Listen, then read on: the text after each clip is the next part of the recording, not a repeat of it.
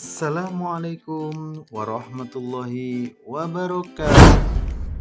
Masih bertemu saya lagi di channel YouTube saya, Roni Hans Channel. Kali ini kita akan belajar di kelas 6 tema 1 sub tema 2 pembelajaran 5. Beberapa saat yang lalu kita telah mempelajari di pembelajaran 4, yaitu kita telah mempelajari apa?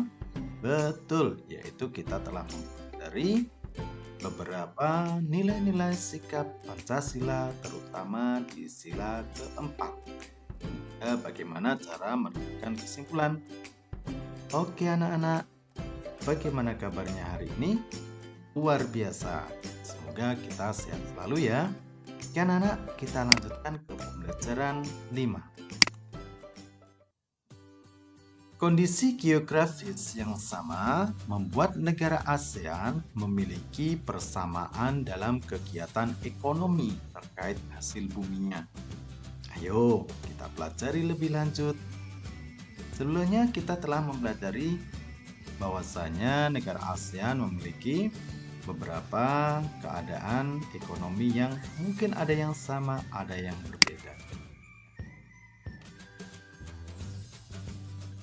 Kegiatan ekonomi negara-negara ASEAN, Indonesia mengekspor hasil bumi seperti timah, tembaga, besi, minyak, gas, dan nikel. Selain itu, Indonesia menghasilkan pupuk, tapioka, karet, kopi, kelapa sawit, dan kakao. Ikan tuna, udang, dan teh juga diekspor ke negara lain. Brunei Darussalam terkenal sebagai pengekspor minyak mentah, gas alam, dan produk minyaknya. Penduduk Malaysia bermata pencaharian dalam bidang pertanian, pertambangan, dan perindustrian. Pertambangannya menghasilkan biji timah terbesar di dunia. Singapura mengekspor mesin dan alat transportasi, alat elektronik, dan barang-barang konsumsi. Bahan kimia dan produk olahan minyak dihasilkan juga di Singapura. Singapura termasuk negara Asia Tenggara yang berpendapatan paling tinggi. Mata pencarian penduduk Thailand adalah pertanian, kehutanan, pertambangan, dan industri.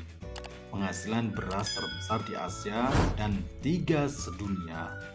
Ini dijuluki gajah putih, negara 1000 pagoda, lumbung padi ASEAN. Itu adalah beberapa julukan untuk negara tetangga kita, yaitu negara Thailand. Mata pencarian penduduk Filipina adalah pertanian, pertambangan, dan industri. Komoditas ekspor Filipina terdiri atas gula, kopra, kayu, nanas, dan biji tembaga.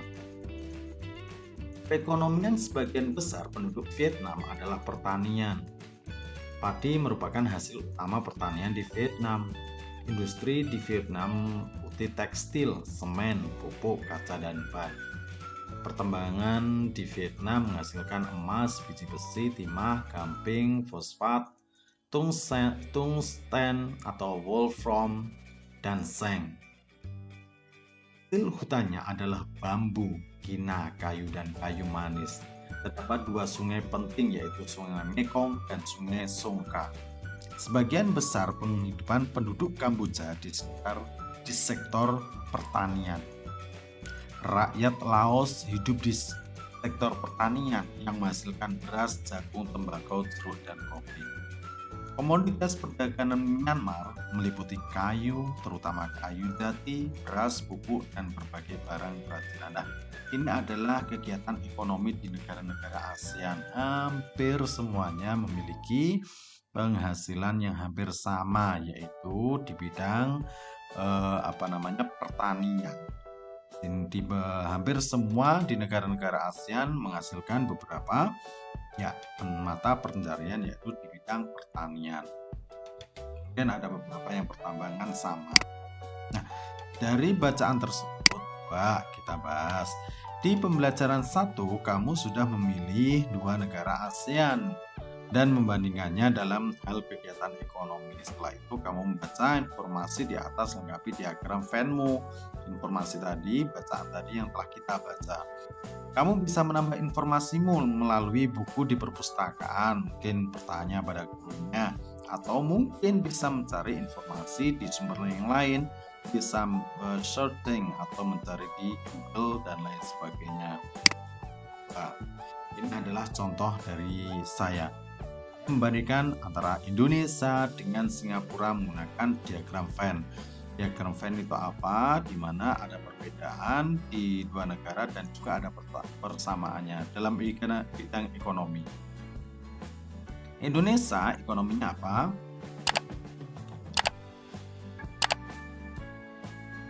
Pancasila, ekspor pertanian, pendapatan rendah, kelapa sawit, Cina dan Jepang. Kalau dari Singapura, ekonomi pasar dunia, manufaktur, pendapatan tinggi, apa saja mesin dan kerjasamanya mungkin ini adalah dengan Malaysia dan Hong Kong. Kalau Indonesia adalah Cina dan Jepang. Terus persamaannya apa dalam bidang ekonomi? Ekspor dan impor, jalur perdagangan ASEAN negara kepulauan ini ya, ekspor dan impornya, jalur perdagangan juga antara Singapura dan Indonesia. Keduanya juga adalah anggota ASEAN. Keduanya juga negara kepulauan dan memiliki banyak pelabuhan antara Indonesia dan Singapura. Ini adalah beberapa perbedaan dan persamaan antara Indonesia dan Singapura yang digambar dalam bentuk diagram Venn. Oke, anak-anak. Kamu bisa lihat kegiatan ekonomi di negara-negara Asia Tenggara. Negara-negara di Asia Tenggara memiliki potensi ekonomi yang beragam sesuai dengan kondisi geografisnya.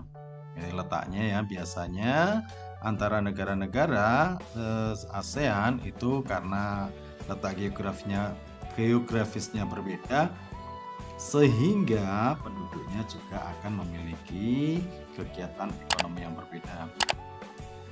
Mayoritas kegiatan ekonomi masyarakat Indonesia bergerak di bidang pertanian dengan komoditas utama seperti padi, kelapa sawit, tebu, kopi, kakao, teh, karet, dan tembakau. Ini apa anak-anak? Ya, ini adalah betul, yaitu kelapa sawit yang biasa bisa digunakan sebagai minyak. Betul. Kamu lihat ini. Minyak bumi dan gas alam merupakan sumber pendapatan terbesar Brunei Darussalam. Ini adalah mencari minyak bumi yang ada di tengah lautan. Perekonomian Singapura lebih maju dibandingkan negara-negara lain di Asia Tenggara. Kegiatan ekonomi Singapura bergerak di bidang jasa, perindustrian, perhubungan, dan perbankan. Mungkin negara yang terkecil tetapi memiliki pendapatan tertinggi karena memang ekonomi di di Singapura sangat luar biasa. Tempat berlabuhnya beberapa kapal-kapal dunia dalam persinggahan untuk menjalankan ekonominya. Ini adalah Singapura, luar biasa. Dari situ mungkin kamu bisa bandingkan, bisa ada persamaan juga bagaimana ekonomi yang ada di Asia Tenggara. Oke, kita lanjutkan ke pembelajaran selanjutnya, yaitu foto di samping adalah patung di Indramayu. Buah mangga merupakan identitas kota tersebut. Begitu pula dengan patung rusa. Banyak seniman menggunakan benda atau makhluk hidup di sekitar sebagai inspirasi mereka. Patung apa yang kamu buat? Kemarin beberapa di pembelajaran sebelumnya telah kita bahas bagaimana cara membuat patung, bagaimana cara membuat plastisin, yaitu yang terbuat dari tepung. Pada pembelajaran 2, kamu sudah menentukan model patungmu. Lanjutkan kreasimu sampai selesai. Saat mengerjakan patungmu, kamu harus sabar dan bekerja dengan tekun supaya ini dibuat lagi yang lebih baik lagi. Bisa idenya dari buah-buahan maupun ini adalah contohnya. Perancang pembuatan patung, beberapa tahap dalam membuat rancangan patung, yaitu sebagai berikut. 1. Kita membuat sketsanya dulu. Rancangannya apa? 2. kedua, memilih alat dan bahan yang sesuai. Kalau lunak, apakah harus menggunakan alat apa? Kalau keras harus bagaimana? Memilih teknik, maaf, bukan kayak memilih teknik pembuatan yang sesuai. Jadi tekniknya harus disesuaikan dengan bahan dasarnya, apakah lunak ataupun keras. Nah, itu yang bisa kita pelajari hari ini di pembelajaran 5 telah kita pelajari, yaitu yang pertama ekonomi yang ada di ASEAN, yang kedua untuk menyempurnakan membuat patung kita, maka kita bisa berlatih lagi bagaimana cara membuat patung. Ya anak-anak, terima kasih, sampai jumpa lagi. Mungkin kalau ada suatu pertanyaan bisa tulis di komen di channel ini. Oke, assalamualaikum warahmatullahi wabarakatuh. Jangan lupa like dan subscribe-nya ya.